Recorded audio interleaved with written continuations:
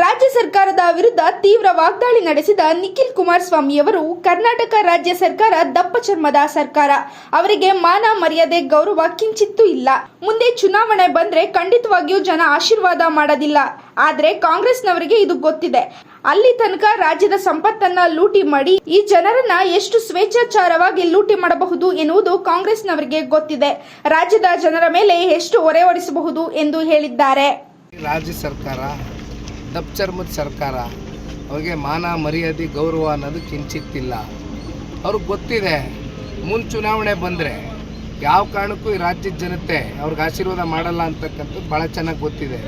ಇನ್ನಿರ್ತಕ್ಕಂಥ ಕಾಲಾವಧಿಯಲ್ಲಿ ಎಷ್ಟು ಲೂಟಿ ಮಾಡ್ಬೋದು, ಎಷ್ಟು ಜನಗಳ ಮೇಲೆ ಸ್ವೇಚ್ಛಾಚಾರವಾಗಿ ಈ ರಾಜ್ಯದ ಸಂಪತ್ತನ್ನು ಲೂಟಿ ಮಾಡ್ಬೋದು, ಎಷ್ಟು ಜನಗಳ ಮೇಲೆ ಹೊರೆಯನ್ನು ಹೊರಿಸ್ಬೋದು, ಅದ್ರ ಬಗ್ಗೆ ಗಮನ ಕೊಡ್ತೇವೆ. ಆಮೇಲೆ ಇವತ್ತು ಜಿಲ್ಲಾ ಪಂಚಾಯತಿ ತಾಲೂಕ್ ಪಂಚಾಯತಿ ಒಂದು ಕಡೆ, ಇನ್ನೊಂದು BBMP ಚುನಾವಣೆ ನಡೀಬೇಕಾಗಿದೆ. ಭಾಳಷ್ಟು ವರ್ಷಗಳಿಂದ ಇದೇ ರೀತಿ ಮುಂದೂಡಿಕೆ ಮಾಡ್ತಿದ್ದಾರೆ. ಅದಕ್ಕೆ ಕಾರಣ ಅವರಲ್ಲಿ ಕಾನ್ಫಿಡೆನ್ಸ್ ಇಲ್ಲ, ಸರ್ಕಾರಕ್ಕೆ ಕಾನ್ಫಿಡೆನ್ಸ್ ಇಲ್ಲ. ಈ ಸ್ಥಳೀಯ ಚುನಾವಣೆಗಳು ಎದುರಿಸ್ತಕ್ಕಂಥದ್ದಕ್ಕೆ 100ಕ್ಕೆ 100 ಫಲಿತಾಂಶ ಅವ್ರ ವಿರುದ್ಧವಾಗಿ ಬರುತ್ತೆ ಅನ್ನೋ ಭಯ ಇದೆ. ಹಾಗಾಗಿ 5 ವರ್ಷ ಆಗಿದೆ ಚುನಾವಣೆಗಳಾಗಿ ಎಲ್ಲ ಮಾಡ್ಬೇಕಣ್ಣ. ಸರ್ಕಾರ ಅವರ ಏನು ಕಾರ್ಯಕ್ರಮಗಳು